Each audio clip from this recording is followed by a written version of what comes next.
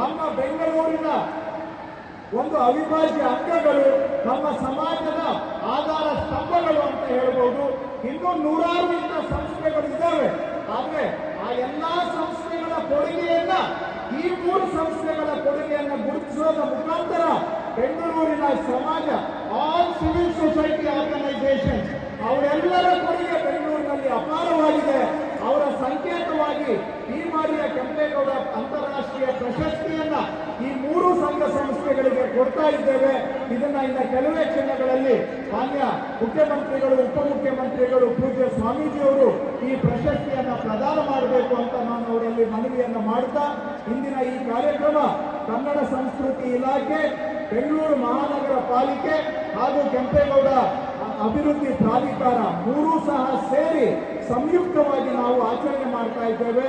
ಬೆಂಗಳೂರು ಜಿಲ್ಲಾಡಳಿತ, ಗ್ರಾಮಾಂತರ ಜಿಲ್ಲಾಡಳಿತ ಎಲ್ಲರೂ ಕೂಡ ನಮಗೆ ಸಹಕಾರವನ್ನು ಕೊಟ್ಟಿದ್ದಾರೆ.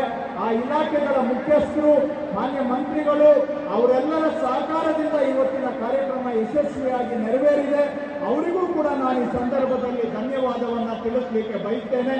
ಹಾಗೂ ಈ ಕಾರ್ಯಕ್ರಮ ಇವತ್ತು ಇಷ್ಟು ಮಟ್ಟಿಗೆ ನಾವು ಮಾಡ್ತಾ ಇದ್ದೇವೆ ಅಂದ್ರೆ ನಾವೆಲ್ಲರೂ ನೆನಪಿಸ್ಕೊಳ್ಬೇಕಾಗುತ್ತೆ.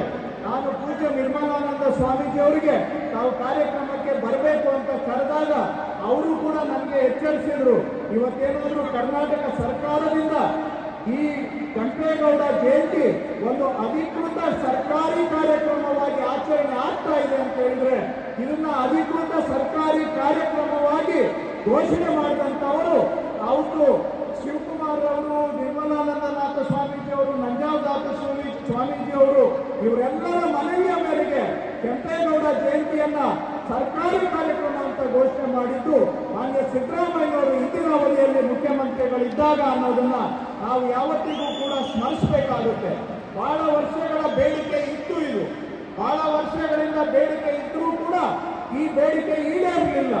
ಆವತ್ತಿನ ದಿನ ಮಾನ್ಯ ಶಿವಕುಮಾರ್ ಅವರು, ಮಾನ್ಯ ಪೂಜ್ಯ ಸ್ವಾಮೀಜಿ ಅವರು, ಮಾನ್ಯ ಸಿದ್ದರಾಮಯ್ಯನವರಿಗೆ ಮನವಿ ಮಾಡಿದಾಗ ಅವರ ಮನವಿಗೆ ಹೋಗಟ್ಟು ಒಂದು ಎಲ್ಲಾ ಜನಾಂಗಗಳನ್ನ ಜೊತೆಗೆ ತೆಗೆದುಕೊಂಡು ಹೋಗಬೇಕು, ಈ ಜನಾಂಗದ ಒಂದು ಮನಸ್ಸಿನ ಆಸೆಯನ್ನು ಕೂಡ ಯಾಕೆ ಈಡೇರಿಸಬಾರ್ದು, ಅದನ್ನ ಈಡೇರಿಸಲೇಬೇಕು ಅಂತೇಳಿ ಕೆಂಪೇಗೌಡ ಜಯಂತಿಯನ್ನ ಸರ್ಕಾರಿ ಅಧಿಕೃತ ಕಾರ್ಯಕ್ರಮವಾಗಿ ಘೋಷಣೆ ಮಾಡಿದಂತ ಮಾನ್ಯ ಸಿದ್ದರಾಮಯ್ಯನವರಿಗೆ ನಾನು ಮತ್ತೊಮ್ಮೆ ಈ ಕಾರ್ಯಕ್ರಮದ ಮುಖಾಂತರ ಅವರಿಗೆ ಧನ್ಯವಾದವನ್ನು ಅರ್ಪಿಸಲಿಕ್ಕೆ ಬಯಸ್ತೇನೆ.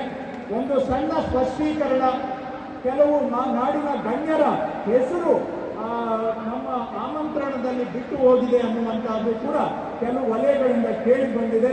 ಅದು ಉದ್ದೇಶಪೂರ್ವಕವಾಗಿ ಆಗಿರ್ತಕ್ಕಂಥದ್ದು ಅಲ್ಲ. ಸರ್ಕಾರ ಅವರ ಪ್ರೋಟೋಕಾಲ್ ಪ್ರಕಾರ ಅದನ್ನ ಮಾಡಿದ್ದಾರೆ. ಅದರ ಬಗ್ಗೆ ನಾನು ಹೆಚ್ಚಿಗೆ ವಿವರಣೆ ಕೊಡಲಿಕ್ಕೆ ಹೋಗೋದಿಲ್ಲ.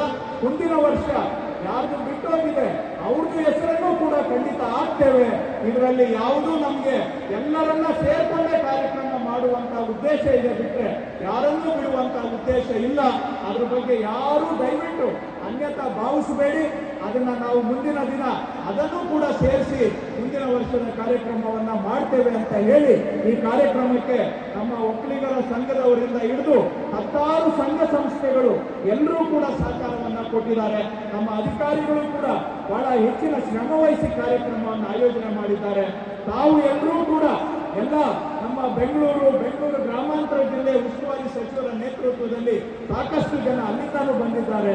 ತಾವೆಲ್ಲ ಬಂದಿರತಕ್ಕಂಥ ತಮ್ಮೆಲ್ಲರಿಗೂ ಕೂಡ ಸರ್ಕಾರದ ವತಿಯಿಂದ ನಾನಾ ಸಂಘ ಸಂಸ್ಥೆಗಳು, ತಾವೆಲ್ಲ ವ್ಯಕ್ತಿಗಳು ಬಂದಿದ್ದೀರಿ. ತಮಗೂ ನಾನು ಧನ್ಯವಾದವನ್ನು ಈ ಸಂದರ್ಭದಲ್ಲಿ ಹೇಳುತ್ತಾ ತಮಗೆಲ್ಲರಿಗೂ ವಂದಿಸಿ ಈ ಕಾರ್ಯಕ್ರಮ ಯಶಸ್ವಿಯಾಗಿ ನೆರವೇರಲಿ ಅಂತ ಹಾರೈಸಿ, ಈಗ ಮಾನ್ಯ ಮುಖ್ಯಮಂತ್ರಿಗಳು, ಉಪಮುಖ್ಯಮಂತ್ರಿಗಳು, ಸ್ವಾಮೀಜಿಯವರು ಈ 3 ಸಂಸ್ಥೆಗಳಿಗೆ ಕೆಂಪೇಗೌಡ ಪ್ರಶಸ್ತಿಯನ್ನ ಪ್ರದಾನ ಮಾಡಬೇಕು ಅಂತ ಅವರಲ್ಲಿ ಮನವಿ ಮಾಡ್ತೇನೆ. ತಕ್ಷಣ ನಮ್ಮ ಅಧಿಕಾರಿಗಳು ಇಲ್ಲಿ ಕುರ್ಚಿಯನ್ನ ಹಾಕಿ ಬೆಂಗಳೂರು ಸೈನ್ಸ್ ಫೋರಂನ ಪ್ರತಿನಿಧಿಗಳು ಹಾಗೂ